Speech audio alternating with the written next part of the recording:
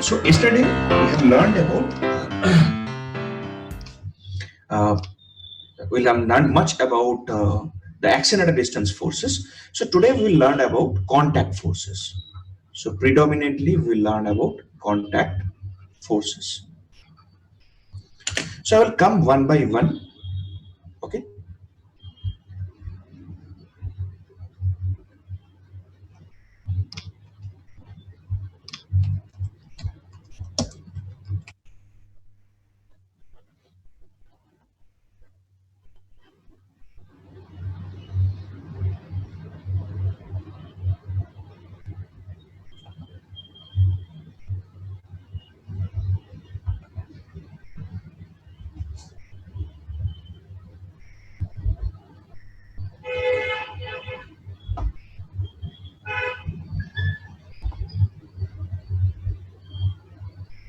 So the first contact force we will learn about is actually called normal reaction. Normal reaction. So I will explain one by one. Now, first the definition I'm writing. It is the net force or net reaction, whatever you say, net force supplied by a solid surface in contact to another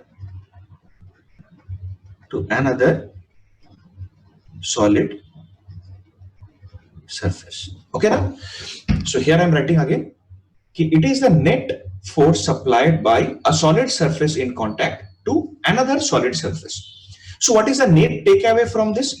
Bhai, if the surface, any of the surface is not solid, then normal reaction will not be there. Then we can write for liquid or gaseous surface in contact, normal reaction is going to be 0. Right? If you look at the diagram, here the normal reaction is represented by R. I hope the diagram is clear to everyone. All of you can see the diagram, no? Right? Or should I enlarge a little bit? I hope this much is okay only. Yeah, right? Okay. So now you look at it. See, first the object is at rest here. So this is the surface in contact. This ground surface. In which direction it is acting? Perpendicular. That's why the name normal came. Normal means perpendicular. Is that clear? So this is the direction. Correct? You come here. Suppose this angle is theta. So now here is the surface in contact. This is the surface in contact. Right? No? So normal reaction has to be perpendicular to this surface in contact. So it is perpendicular to this surface in contact. I hope you are getting the point. Correct? Think about this ball. The ball is on the circular position. This is a circular surface. Over it, the ball is there. So you check. If I draw a tangent, this tangent now signifies the surface in contact. Correct? So perpendicular to the tangent is what? Is radius only, na? Perpendicular to the tangent will be radius. So here, perpendicular to the tangent is radius. And check, since the body is up, so it is supplying force in this direction. Same thing for the next case, but since the ball is inside, so now this is the surface in contact. Correct? No? I think everybody is getting it. So this surface is now supplying reaction in that direction. So always it is perpendicular to the surface in contact. So now I will write normal reaction is always perpendicular to the surface in contact. Okay, got the point? No? Fine. Come to the fourth example. Here is this ground. It is perpendicular to this. For this vertical wall, this is the surface. So normal direction is perpendicular to this. Okay, is that clear for everyone? If there is any doubt, feel free to go for it quickly.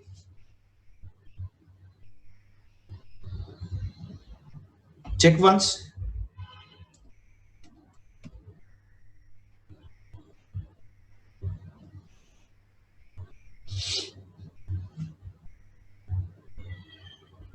हाँ Pushkar, tell me.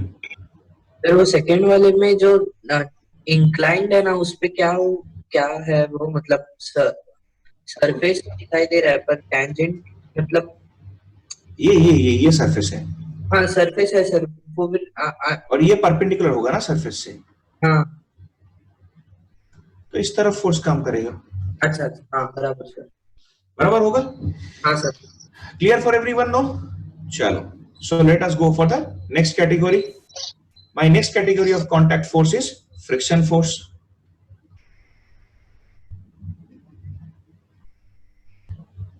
Again, it acts between two solid surfaces in contact, right? It always acts between two solid surfaces in contact. Okay, no? Chalo, let us see.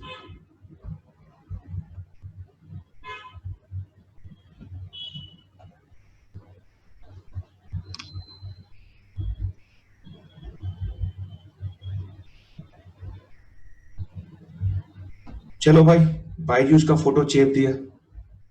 काट paste का जमाना है, क्या problem है? कहीं से भी चेप लो। इसको हटा देते हैं, साला कॉपीराइट मार देगा मेरे ऊपर में।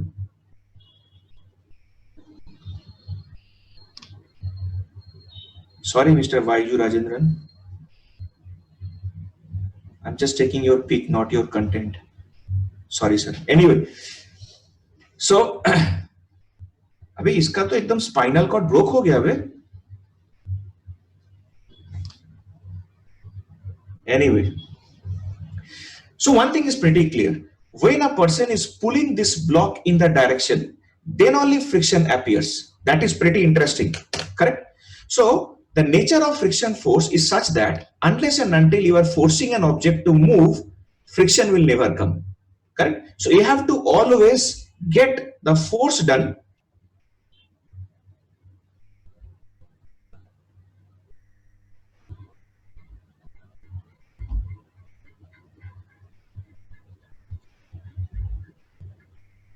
That's it. Correct? So you're getting this point?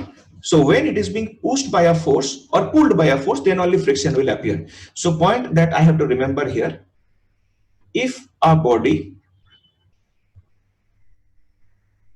Shashi, tell me. Sir scroll up करो सर एक बार। हाँ एक सेकंड, ठीक है? Totally up sir. Totally up? Yes sir.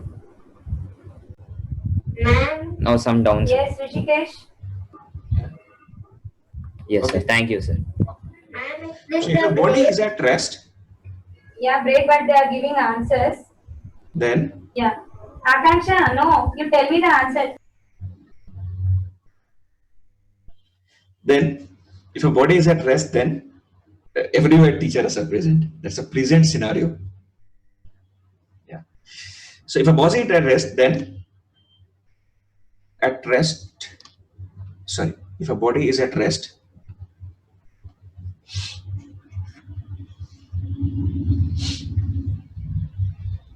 without any force, any external force acting onto it, no friction force will arise. I hope this point is clear to everyone. Correct? Fine. Now, if a body is at rest without any external force acting onto it, no friction force will come. Suppose if you keep a book on the table, the book will continue to be on the table, but no friction will come to it. Correct? Okay. Chalo. So next I am going to study another contact force. Heading kar do. Viscous force.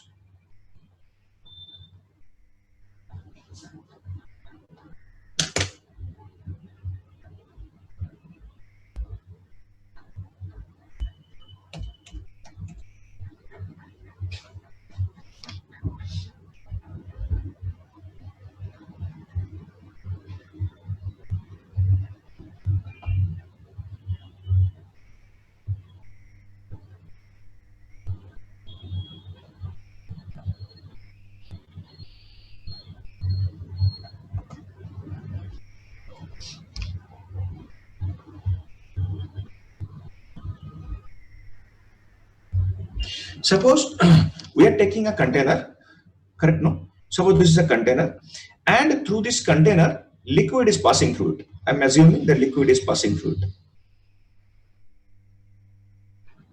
Yes, please. So friction means what, sir? What? Friction. Friction is a force, Babu. Suppose you take your hand and put it on the table, try to rub the table. You will have some resistive force acting on your palm now. Okay, sir. That is friction force. Actually, here we will not discuss much about in detail because there is a complete different chapter for friction. Okay, no? Okay, sir. Okay. Bhanu, quickly. Sir, one scroll up, sir. Is that okay? Okay, sir. Right. So suppose liquid is passing through it, through this container. Okay, no? Acha, you read the first line I wrote about friction. What I wrote? It acts between two solid surfaces in contact. Correct? In case of viscous force, we'll write it acts between a solid and a liquid interface, or a liquid-liquid interface, or a fluid-fluid interface.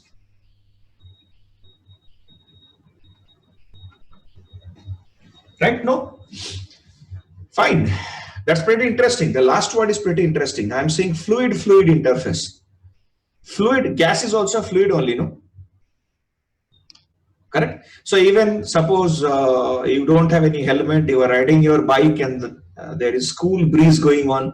So your hair will move back like Mr. Pawan Kalyan or who is the recent hero? Vijay Deverakonda, right? Yeah. So in that case also the air is coming in contact with these hairs. Hairs are colloids, right? These are cellulose out there.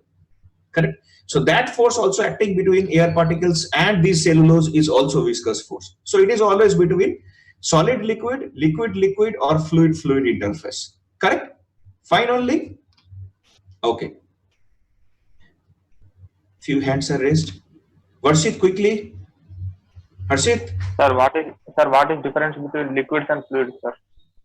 what is the difference between? Liquids and fluids. The only difference is that there is a quantity called searing stress. That is far lesser in case of gas. I mean, when you talk about fluid, that means you are generalizing the thing.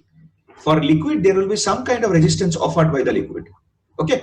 Actually, in this particular chapter, we are not going to explain those things in detail. Babu, try to understand. Huh?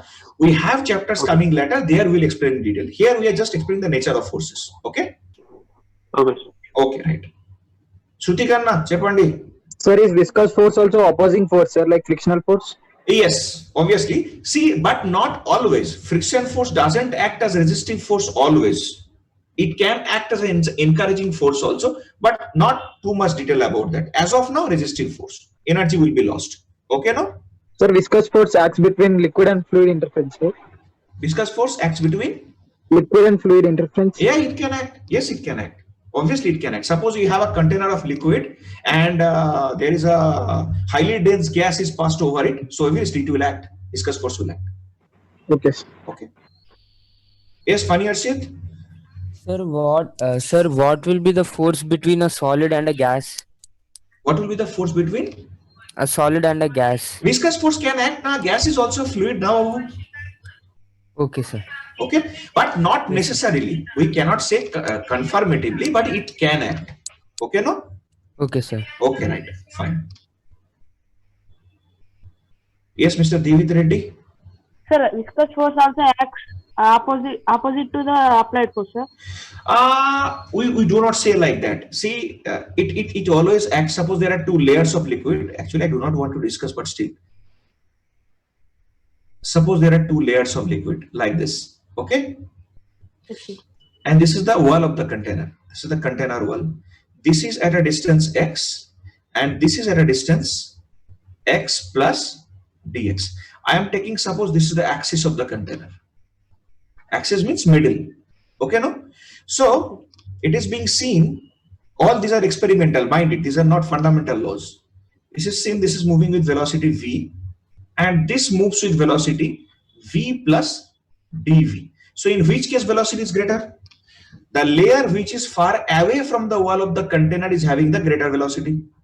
Yes, sir. Correct? So as you move away from the wall towards the axis, velocity will increase. Correct? Yes, sir. And where it is maximum?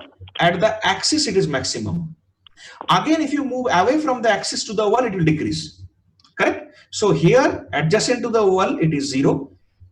At the axis, it is maximum. So you can see now that all different layers have different velocity. And look at this diagram now.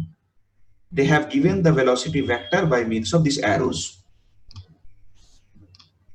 Is it okay now? Okay, sir. Okay. For everyone, is this okay now? Correct? I'm repeatedly telling we do not want to discuss much in detail about this force. Just you have to know the force. हाँ पुष्कर बोल. एक example liquid interface का अभी कुछ नहीं, कोई example नहीं, बाद में जब इसके बारे में पढ़ेंगे तब डिस्कस करेंगे. Just now we have to know about a viscous force and it acts between these surfaces. That's all. Okay ना? चल आगे बढ़ते हैं. Okay.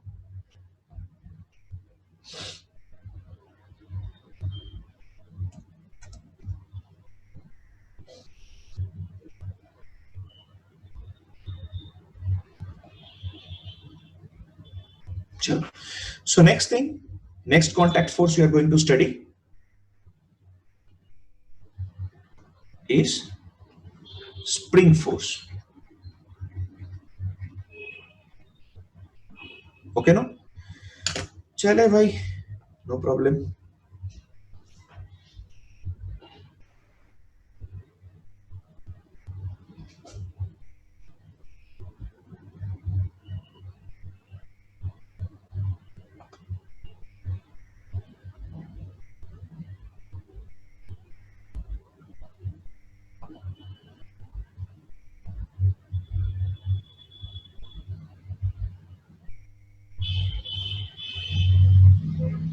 Right. Okay, fine. Check here. First line I just want to write key. Note down everybody. Because of the elastic nature of a spring, it always try to regain its natural length when it's compressed or elongated. Is that okay? Correct? No? Fine. So because of this elastic nature, the spring always try to get back to the natural length. Now here you look at this particular diagram. So one diagram will clear your all doubts. You see? So this is the natural length. Try to understand. So this is, I am taking, this is at natural length. NL is referring to natural length. Correct? Are bhai, this is the compressed state, no? So this position is compressed position. This is compressed, right? What about this here? This is elongated, right? What I said, because of its elastic nature, it always want to regain its natural length.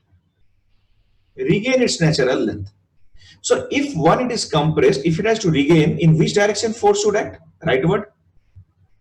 If it is elongated, in which direction force should act? Leftward. Correct only. So what is the common factor we are observing? Star mark point. F spring is always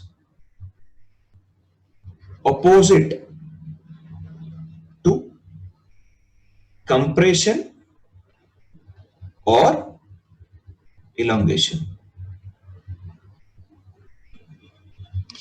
Okay? F spring is always opposite to compression or elongation. Is that fine for everyone? Right. So next point I am going to write is that is pretty interesting. Remember, spring force Just information. Know how, why. Spring force is a conservative force. Yesterday we told, no, that means total mechanical energy will be conserved. Okay, but in bracket we have to write, but not a central force. Correct. Spring force is a conservative force, but not a central force. So one more statement we came to know, we will remember again as information, not as concept, that is, all central forces are conservative, but all conservative forces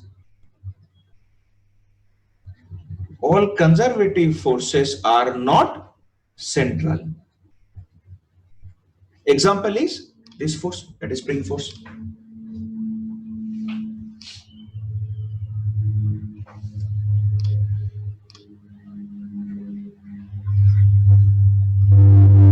Yes, Rahul, go on. So once scroll up. Yes, sure, I will. This is okay? Okay, sir. Okay, sir. Right. Down. Yeah. Scroll down.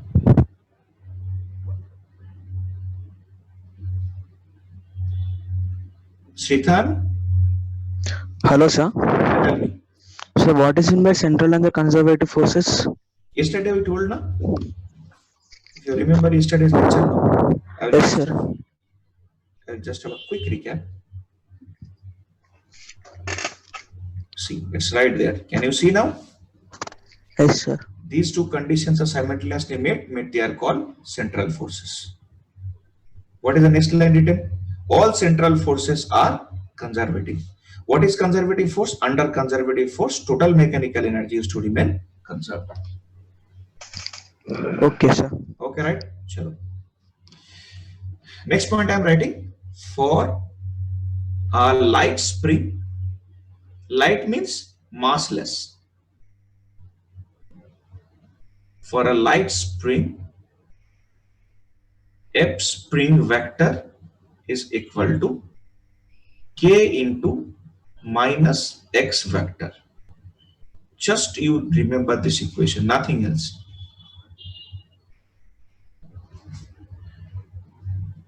Okay, where this quantity K is called spring constant and minus X vector is elongation or compression. Is it okay? Chandra, tell me. Sir, we should we remember these two lines, or is it like Just information as of now. Later we will come for detailed explanation, just for remembrance now. right, sir? Yes, Harshit? Sir, what is spring constant value? Spring constant value depends on the material. It differs from material to material. Okay? Okay, okay, sir. Okay, right. Yes, Rithan, anything? Sir, nothing, sir. I forgot to load. Okay, fine, no problem.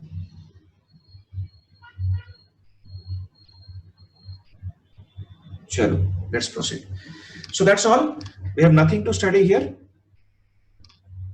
Yes, Vardhan? Sir, why it is minus sign? Because it is opposite, na?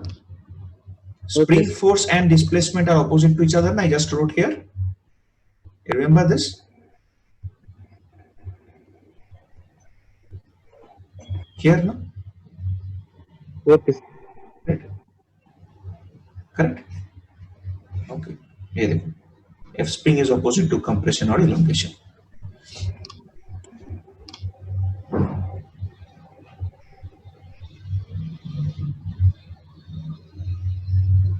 Okay. Right. Now, let us go for the next important thing. Sir, when will you discuss Newton's first law? So what I am doing? Am I discussing Chinese language now? So next is reference frame.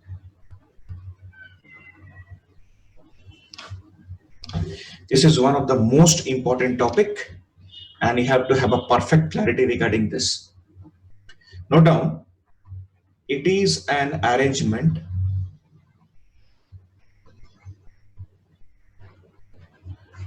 from where the statics and dynamics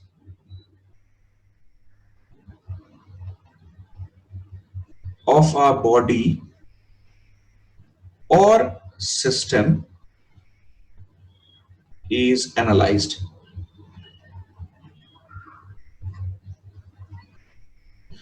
Right. So we will observe the motion from this particular thing. That is called reference frame, nothing else. Basically, it is of two types.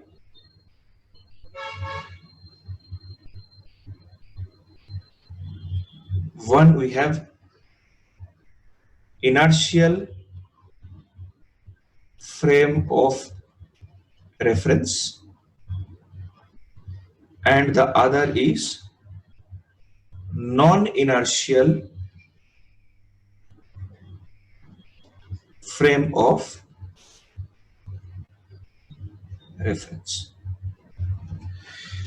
Okay, so there are two types. One is inertial frame of reference, another is non-inertial frame of reference. So first we will discuss about inertial frame of reference. So our first discussion is inertial frame of reference.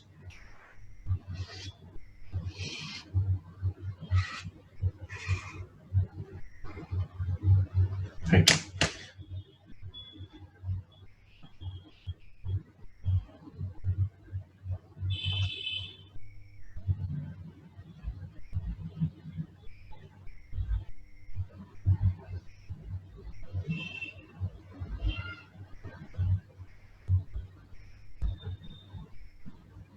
Yes, Arshit? Sir, can you scroll up? Okay. Is it okay? Okay, sir. Fine. Remember, this inertial frame of reference you are talking about, inertial or non-inertial frame of reference can also be divided into few categories, right? It can be Cartesian, it can be spherical polar based on the coordinate, right? No, or it can be cylindrical polar. But we will restrict our concept only into Cartesian thing. So you are observing two frames of reference over here. One is S, another is S prime. Two coordinates are there, right? This S1 is at rest, correct? And this S prime is moving in this direction with constant velocity. This V vector is constant. Tell me one thing, the moment you are writing V vector is equal to constant, we know A vector is equal to dV vector dt. How much is that coming? 0. So basically this frame here has 0 acceleration. Correct? Now I am writing 2 points. Listen to me very carefully. First point I am writing, if we observe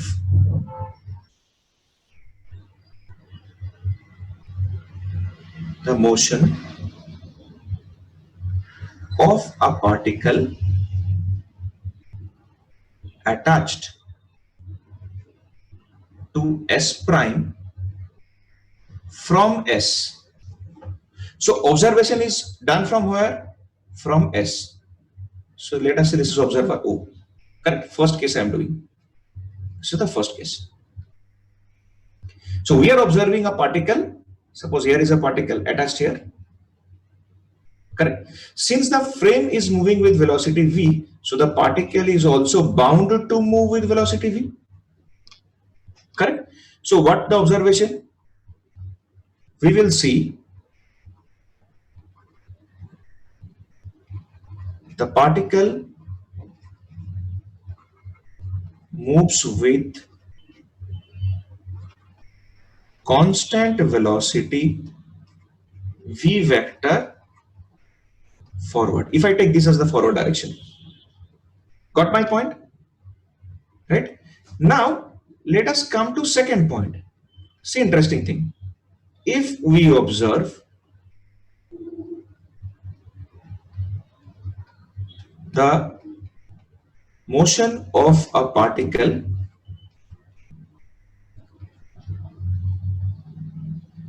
attached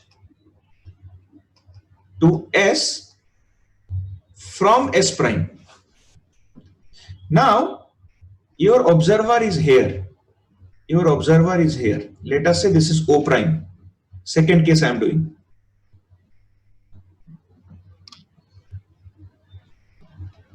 Second case. So, if the observer O prime is with the frame, so what? With respect to S prime, O prime is at rest. Is that okay? Since the observer is attached to S prime itself moving with velocity v, observer will also move with velocity v. So with respect to S prime, it is at rest. So what will it observe? It will observe that any particle attached to S is moving back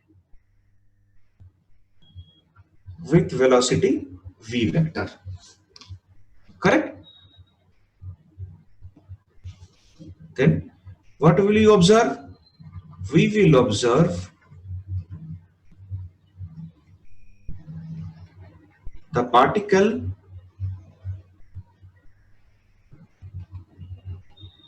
attached to S is moving back with minus v vector.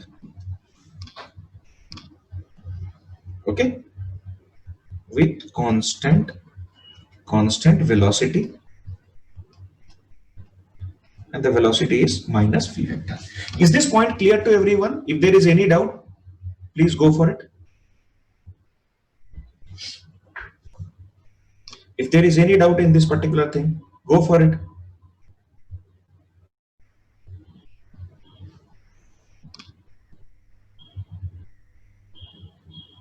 Okay, no? This is clear? Chalo. So I am taking few examples now.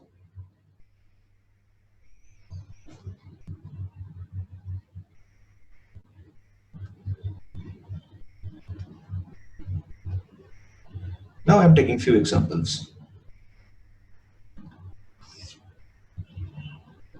First,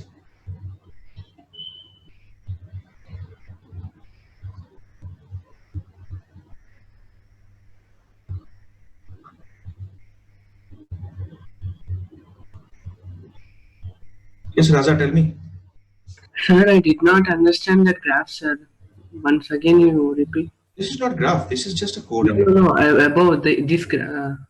This coordinate. This is one coordinate. This is another coordinate. This coordinate S prime actually is moving away from S with constant velocity v vector.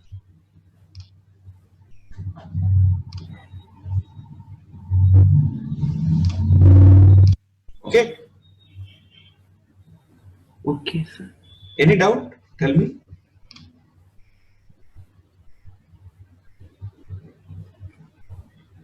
Shruti, tell me. Okay, sir. I raise it to low. I raise it to scroll up, sir. We scrolled up. Okay, okay.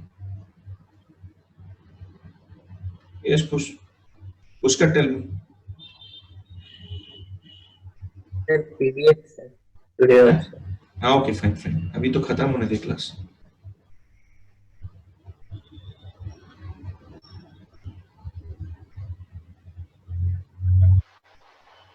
चलो So don't worry, you will get perfect clarity.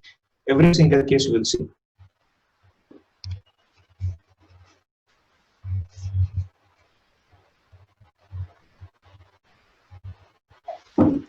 Now let us have few examples.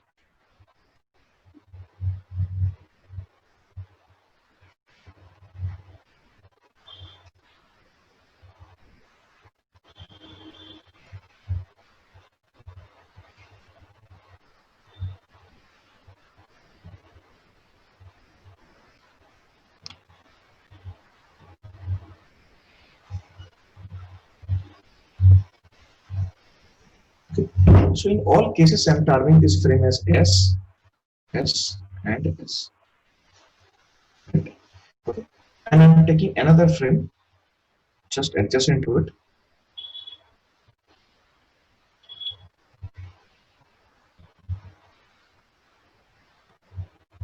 This is S prime. Here also we have S prime.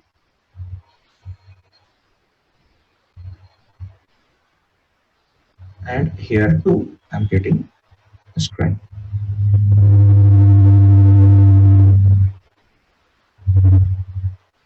This is also S prime, right? Okay.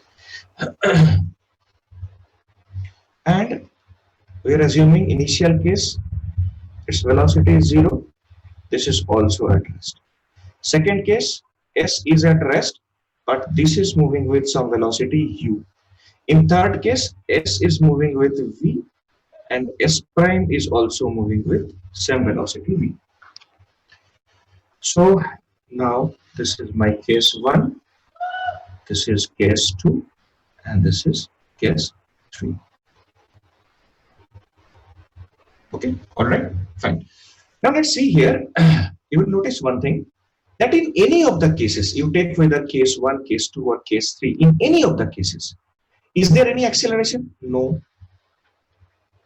Is there any acceleration? No. Here also, acceleration is 0. So in this case, these frames are inertial. So as in this case,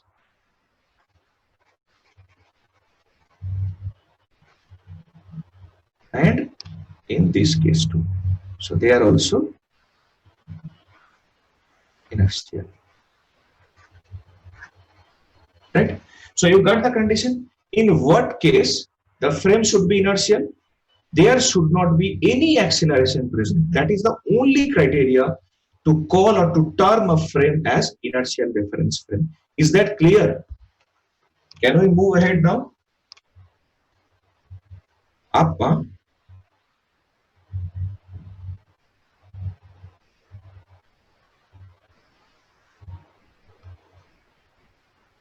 Yes, Shrutik? Sir, sorry for disturbing. Could I have this week's syllabus? This week's syllabus is river boat problem and Rainman problem and relative motion. Exam syllabus. That is Okay. exam syllabus. Teaching syllabus is what we are doing. Okay. Okay. Right. Thank you, sir. Yeah, Shiva. Good morning, sir. Morning. Sir, if both the frames have acceleration, sir. I will come. I'm just coming, Shiva. Just wait for 5 minutes and come. Okay. Thank you.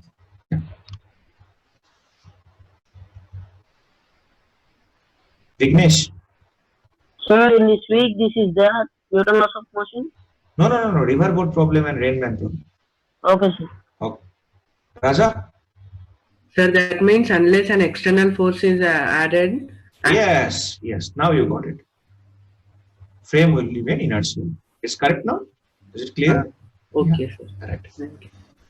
Sure. So next we are going to study about non-inertial frame of reference. Okay. So everybody make a heading. Our next study is non-inertial frame of reference.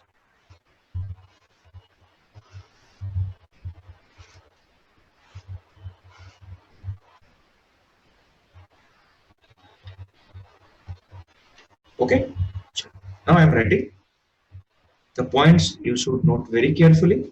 First point, if if a frame is accelerated within bracket I am writing either tangentially or normally. If a frame is accelerated either tangentially or normally, then that frame is non-inertial frame of reference. Is that okay? If a frame is accelerated either tangentially or normally, then that frame is called non-inertial frame of reference. Correct? Point number 2 I am writing.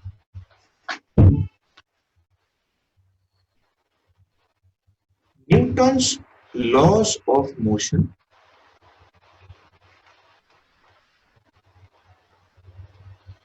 are not directly applied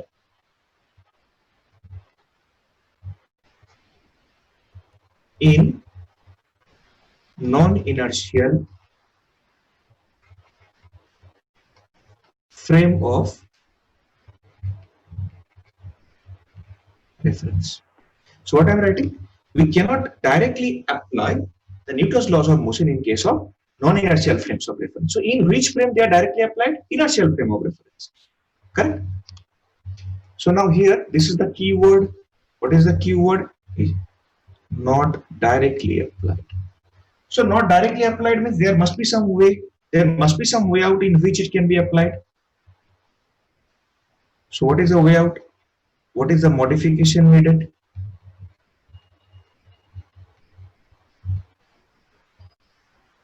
Modification needed.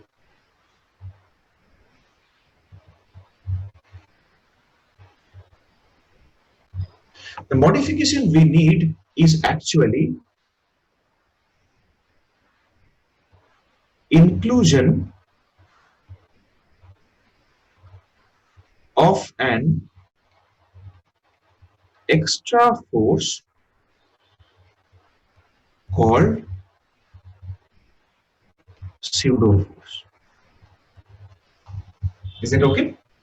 So the modification that we need to apply Newton's laws of motion in case of non-inertial frame of reference is pseudo force. Correct? Now what is the keyword again? Here the keyword itself is the pseudo force.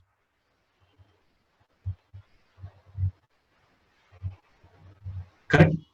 So next question is obvious. Why it is called a pseudo force? Now we will write. Here you write. It is called pseudo force because this force is non-existent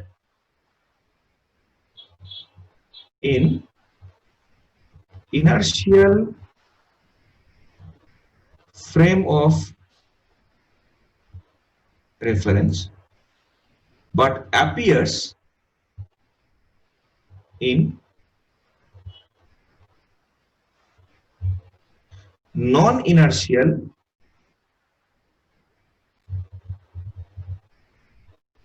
frame of reference.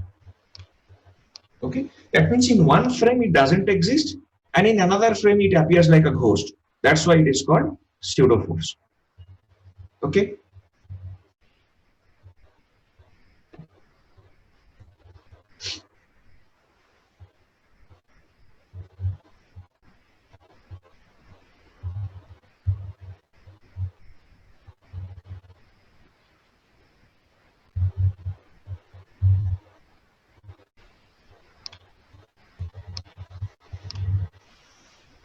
What is the second point we should know?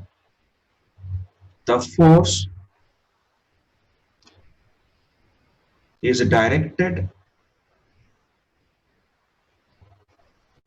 opposite to the direction of the acceleration of the frame. That means in whichever direction the frame is accelerated, opposite to that, the pseudo force will come into effect. Okay? Note it down.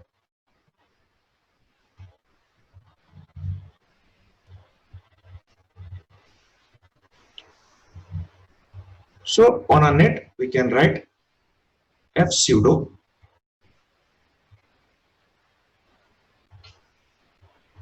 factor is equal to mass of a body into minus of a vector of the frame.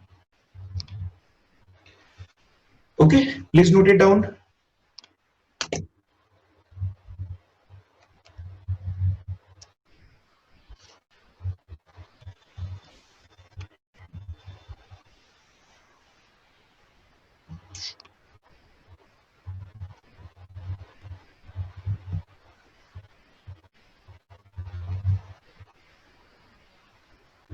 Right, thank you. So now here I'm going to take few examples. Yes, Harshavardhan? Sir, can you scroll a little bit up, sir? Yes, sure. Arun.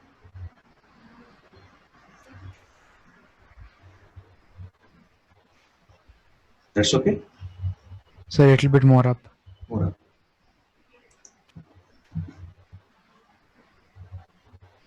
Okay, sir. Okay, sir. Right.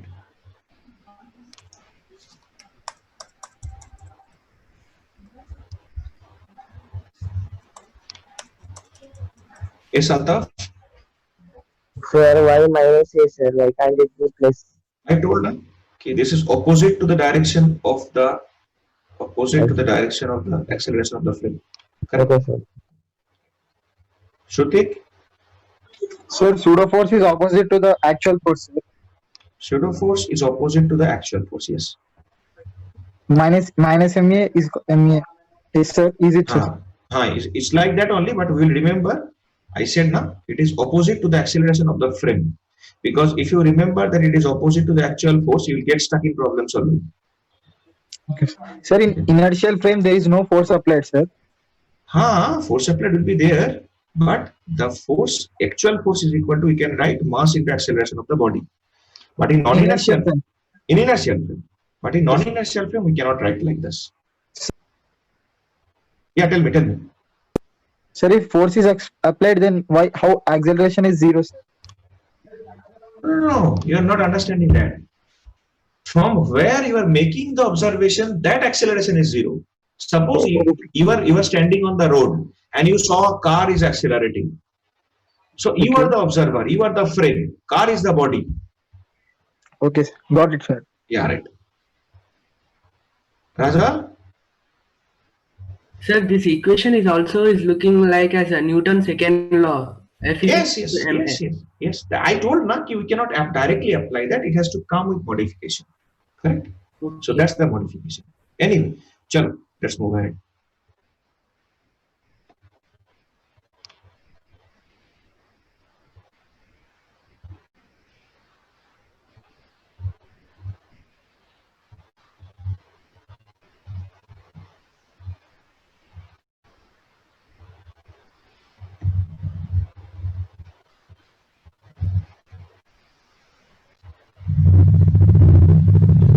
So now again I'm taking 3 cases over here to understand it completely. Okay. So let us try to understand.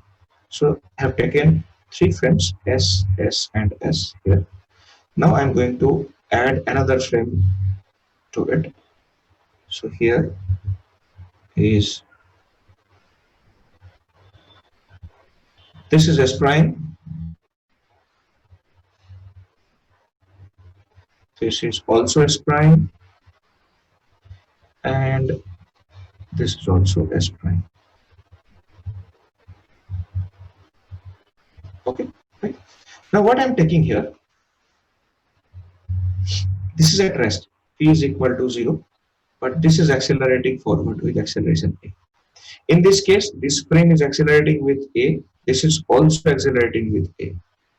In this case, this is at rest, but this frame is rotating with angular speed omega. So these are my three cases that I'm going to study. So this is case 1, this is case 2, and this is case 3. Notice, check here. So if I take this is observer O. See. What it will see? It will see that the frame is accelerating with acceleration a forward, correct? But if we place an observer, suppose we are placing an observer here, this is O prime. What it will see? That this frame is moving back with acceleration minus a. So this is a typical example of non-inertial frame of reference. Correct?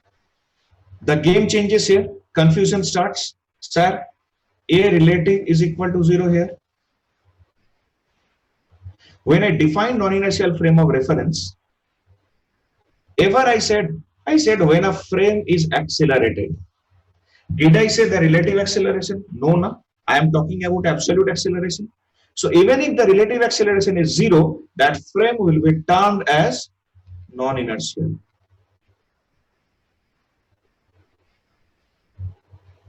Correct? So these are the two examples where the frames were having tangential acceleration in both the cases, whether it is in this case or it is in this case. Now I'm coming to the case 3. Case 3 is a typical case of normal acceleration.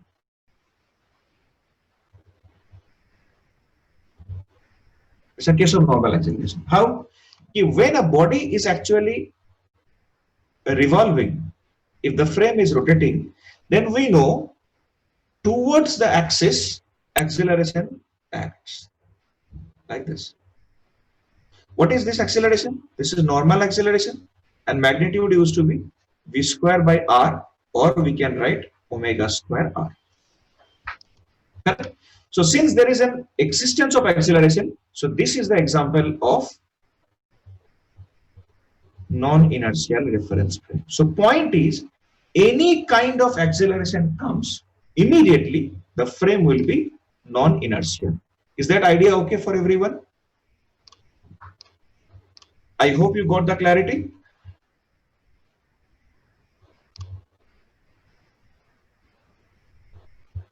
Right now, is it clear for everyone? Okay, right. Yes, Harshavardhan?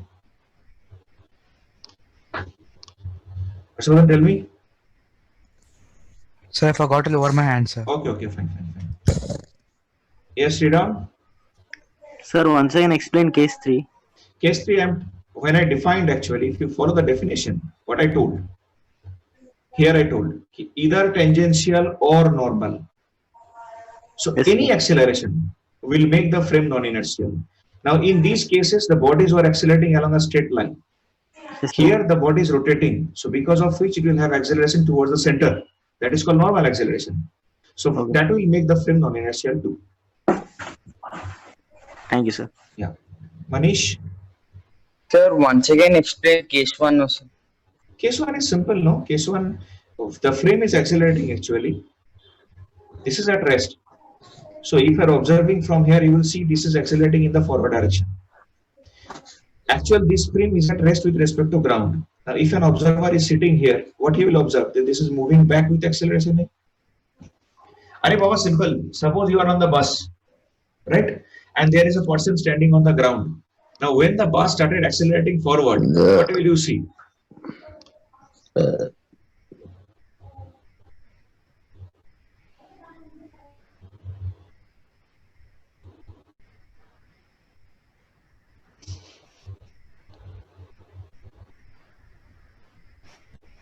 effect of heavy breakfast. Yes, Rahul? So more horizontally rightwards. Okay, sir. Okay. Okay.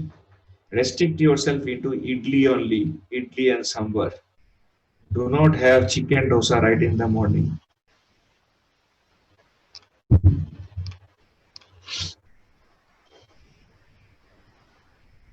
Yeah, Raza? Sir, sorry, sir, I'm not getting case 3, sir. Once again, you explain. I will explain. Just wait for some time. Just wait for some time. I'm taking example. Don't Okay. worry.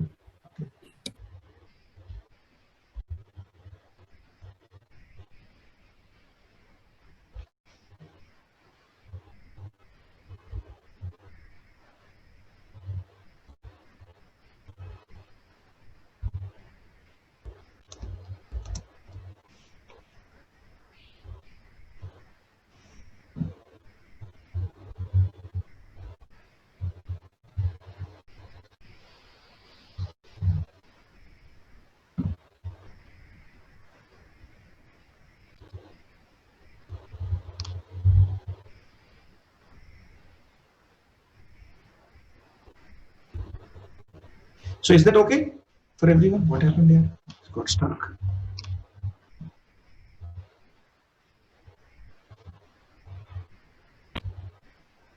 Right. Okay, fine. Now we are coming to the example part. So I think many are already facing the challenge. So let me give example. So here I'm coming to example 1. So try to understand.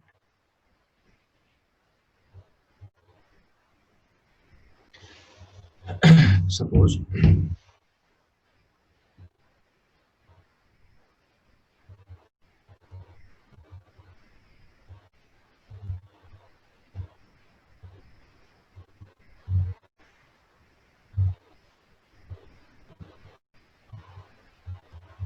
there are 2 frames like this.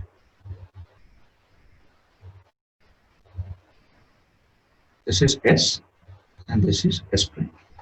Okay, no? Correct? Fine. Now, you see, I'm keeping one block over it. Suppose I'm keeping one block over it. Here I'm keeping a block of mass M. And this frame is accelerating with A. I have 2 observers. One observer is here, O. This frame is at rest. And I have another observer here. This is O prime. Correct. So for this observer, there is no problem. So for O, what you will see? The block is accelerating forward with acceleration E. Right? But what will happen for O prime? O prime is in the same frame. He won't find any acceleration.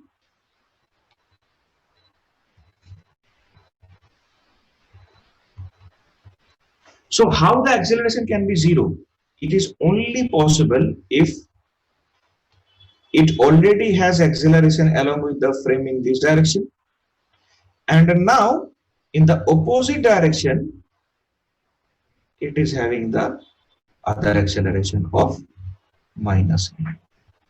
So this is the direction in which pseudo force will come.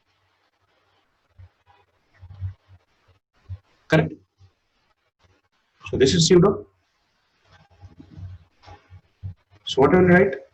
F pseudo is equal to M into minus A vector.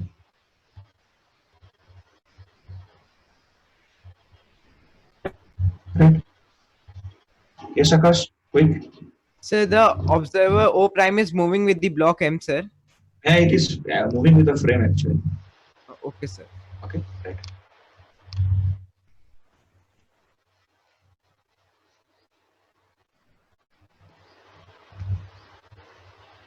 Yes, Vikash. So can you please scroll up? It's okay. Thank you. Yeah, right. So quickly we'll have the next example.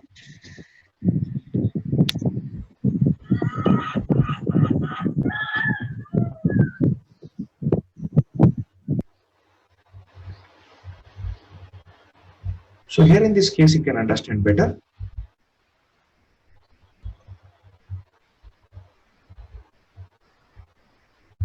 Check.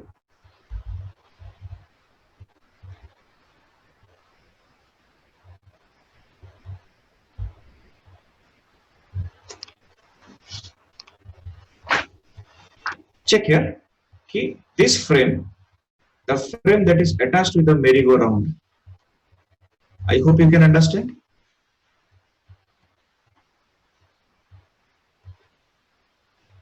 That is also rotating with angular speed omega. Correct. Because of which on the object, you now try to figure out on the object in this direction, centripetal force is acting, centripetal acceleration is acting. So opposite to that direction, pseudo force will come. What is the magnitude?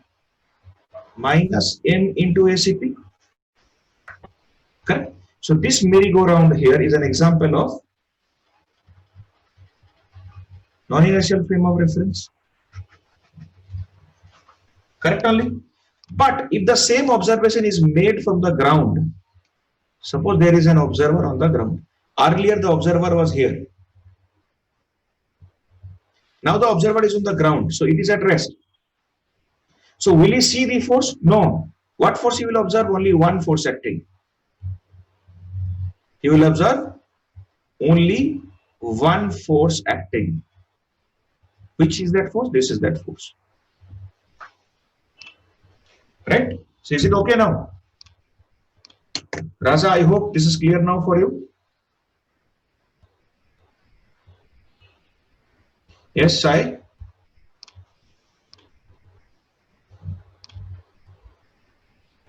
Akash, tell me. So this means for the observer in the non-inertial frame, the Yes. pseudo force will cancel the force of the real force. That's it. That's it. So due to which he seems to be rest according to him. Yes, yes, yes, Okay. yes. Thank you, sir. Okay, now this is fine for everyone. Please respond. Class is almost over. Almost over, no, long over. Chalo. Bye everyone. See you in the afternoon session. Okay. Bye bye.